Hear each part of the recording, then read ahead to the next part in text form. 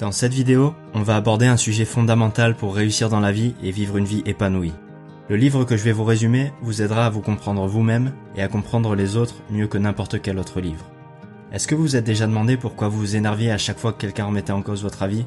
Ou pourquoi vous avez cette mauvaise habitude de toujours faire passer les besoins des autres avant les vôtres? Ou pourquoi parler en public vous tétanise? Vous connaissez sûrement Neil Strauss pour son livre The Game, dans lequel il raconte son histoire de pauvre mec frustré devenu pick-up artiste ou expert en séduction. Dans The Truth, il nous raconte comment il a dû faire face à son passé pour en finir avec son addiction au sexe. Et même si j'ai pas forcément accroché avec ces histoires de débauche sexuelle, les leçons qu'il partage avec nous sont vraiment incroyables et ont complètement changé ma façon de comprendre mes comportements et ceux des autres. Il nous explique que ces comportements qu'on adopte aujourd'hui sont la conséquence de la façon dont on a été influencé par nos parents, notre famille et notre environnement de manière générale pendant les premières années de notre vie. Tous vos comportements actuels, qui ne sont pas optimaux entre guillemets, sont la traduction d'insécurités développées lorsque vous étiez petit. Et à l'inverse, vos comportements entre guillemets sains sont le fruit de parents ou de proches qui ont réussi à vous préparer à faire face au monde avec confiance et avec une attitude positive envers les autres. Pour cette vidéo, je vais me contenter de traduire un passage du livre qui résume parfaitement ces découvertes. Au début, vous êtes né. Et comme tous les bébés, vous étiez totalement vulnérable et dépendant, avec un cerveau qui commençait à se développer et aucune compréhension du monde. Dans un monde parfait, vos parents seraient parfaits. Ils seraient dévoués à prendre soin de vos besoins physiques et psychologiques à temps plein, prenant toujours les bonnes décisions, établissant toujours les limites les plus saines et vous protégeant de tous les dangers, tout en vous préparant à pouvoir prendre en charge vos propres besoins tout seul à l'avenir. Mais dans le monde réel, personne n'est parfait, que ce soit vos parents ou tous ceux qui jouent un rôle dans votre éducation. Donc, au cours de cette période, certains de vos besoins nécessaires à votre développement ne sont pas satisfaits. Et le problème, c'est que quand un de ces besoins n'est pas satisfait, ça peut laisser des séquelles, qu'on appelle plus généralement des traumatismes de l'enfance. Chaque traumatisme peut occasionner des problèmes personnels et des difficultés dans les relations avec les autres plus tard dans la vie. Si on ne s'en occupe pas, il y a de fortes chances qu'on les transmette de génération en génération. Et comme ces traumatismes arrivent tôt dans la vie, ça peut affecter le développement social, émotionnel, comportemental, intellectuel et moral. C'est pas toujours manifeste ou intentionnel. On a tendance à penser que ces traumatismes viennent de gens pleins de haine qui agissent avec l'intention de nuire. Mais même les parents qui se considèrent comme aimants et bien intentionnés font des erreurs, peuvent aller trop loin ou simplement faire de leur mieux avec les ressources internes limitées dont elles disposent. Et c'est souvent derrière ça que se cache une maltraitance qui passe souvent inaperçue, mais dont la répétition peut créer des séquelles aussi profondes qu'un seul acte malveillant. Ça peut être des séquelles émotionnelles. Quand vous êtes tout petit, vous êtes le centre de l'univers et tout tourne autour de vous. Donc ces blessures peuvent venir de personnes qui vous entourent et qui ne savent pas contrôler leurs émotions ou qui au contraire sont complètement détachées émotionnellement quand elles sont avec vous. Quand maman est anxieuse à chaque fois qu'elle vous donne le sein, ou à chaque fois que papa a passé une mauvaise journée au travail, il est d'une humeur exécrable quand il rentre à la maison, ou que votre beau-père est déprimé par ses problèmes d'argent pendant le peu de temps qu'il passe avec vous, vous absorbez ces émotions comme une éponge et vous vous croyez coupable et responsable.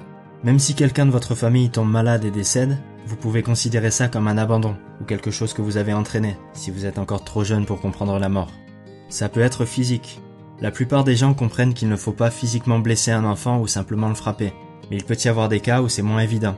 Certaines opérations médicales comme une circoncision ou des points de suture peuvent être vécues comme une agression physique à un âge où on ne peut pas leur donner de sens. Vous pouvez même vous mettre à ne plus faire confiance aux personnes qui prennent soin de vous pour vous avoir emmené dans un endroit inconnu et ne pas vous avoir protégé. Souvent c'est intellectuel. Après les premières années de votre vie, vous commencez à vous détacher de vos parents. Dans cette période, ils sont censés vous aider à devenir une personne à part entière, pleine de confiance pour vivre en société et prête à vivre une vie épanouie. Mais c'est à ce moment-là que de nouveaux types de problèmes peuvent arriver, surtout quand vos parents essayent de trop vous contrôler, vous critiquent ouvertement ou attendent de vous que vous soyez parfait. Certaines familles ont des règles tellement strictes que la moindre tentative d'expression de son individualité par un enfant est vue comme une menace. Tout ça peut conduire à des problèmes d'estime plus tard dans la vie, où ça peut prendre le dessus sur votre identité.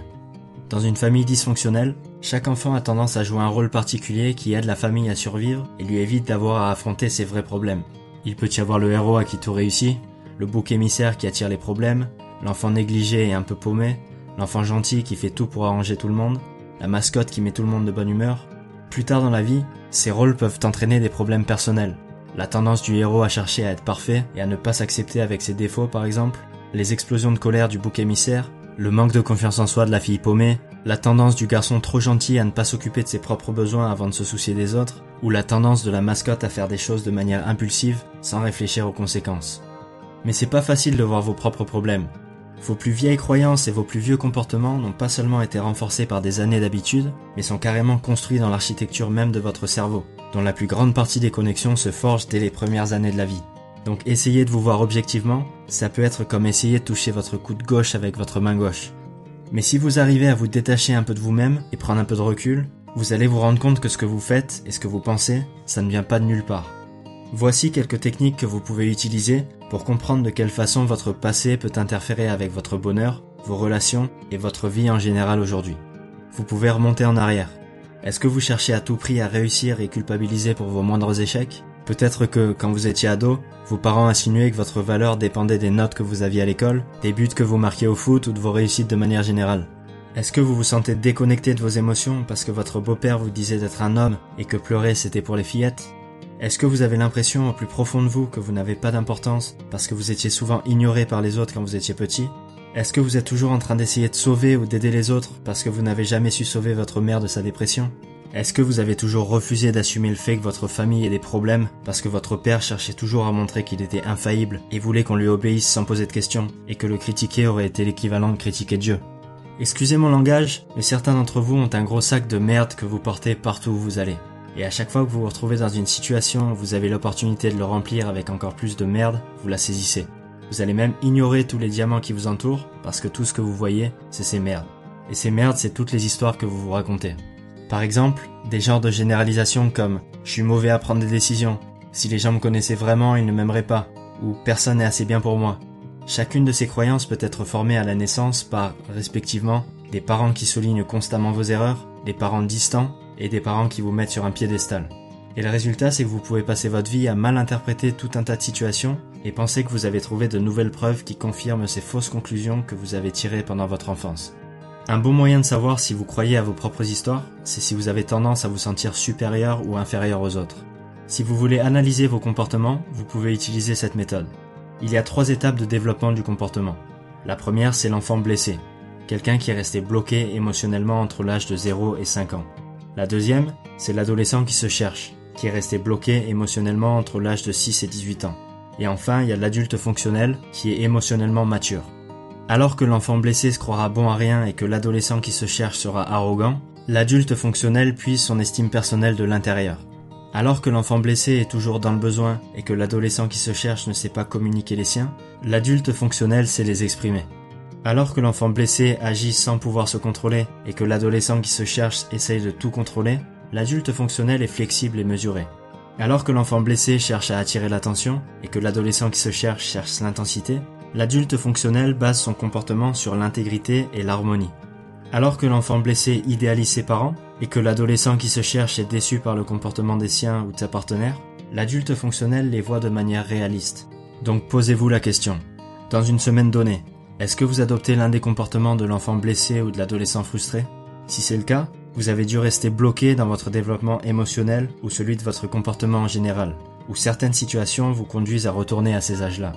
À chaque fois que vous surréagissez à quelque chose, en coupant court à la discussion, en vous mettant en colère, en vous mettant à faire la gueule, en perdant espoir ou tout autre comportement dysfonctionnel, c'est typiquement parce qu'une ancienne blessure a été stimulée, et vous régressez à l'état d'enfant ou d'adolescent qui correspond à ce sentiment. Notez que l'enfant blessé a tendance à internaliser les messages de ses parents, alors que l'adolescent qui se cherche a tendance à se rebeller. Par contre, tout le monde ne réagit pas de la même façon, et les enfants naissent avec des prédispositions différentes. Si vous restez loyal envers les gens qui ont profité de vous et vous ont maltraité, ça s'appelle un traumatisme de l'attachement. Si le seul moyen pour vous de vous sentir normal c'est de faire quelque chose d'extrême ou risqué, c'est un traumatisme de l'excitation. Si vous avez tendance à vous détester et à ne pas vous accepter comme vous êtes, c'est un traumatisme de la honte. Si vous essayez d'échapper à votre réalité en utilisant des drogues ou en passant votre temps à jouer à des jeux vidéo pour oublier vos problèmes et vous sentir un peu moins mal, c'est un traumatisme de blocage. Et tous ces traumatismes peuvent se traduire de plein de manières différentes. On pourrait continuer, mais le but c'est simplement que vous compreniez comment ça marche. Le but c'est pas de juger, mais de comprendre. Pour résumer, notre vie d'adulte repose sur un système d'exploitation qui a mis une vingtaine d'années à être programmé et qui est plein de virus et de bugs. Et quand on se penche sur toutes ces théories, que ce soit les causes de l'attachement émotionnel, de l'immaturité de nos comportements, du stress post-traumatique et des systèmes internes de la famille, on découvre un ensemble de vocabulaire qui nous permet d'effectuer une analyse antivirus sur nous-mêmes et d'analyser nos comportements, nos pensées et nos émotions et comprendre leur origine. Mais ça, c'est la partie facile.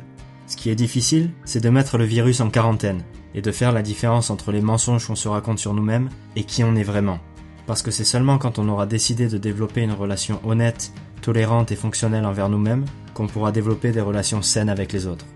Pour conclure, comprendre que vos excès de colère, votre jalousie ou au contraire votre joie de vivre et votre capacité à développer des relations saines ne sont pas inscrits dans votre ADN mais qui sont le résultat de votre éducation est la première étape pour aller de l'avant et prendre conscience qu'on peut changer. Et plus important encore, comprendre l'origine de ces comportements vous aidera à vous accepter vous-même et à accepter les autres.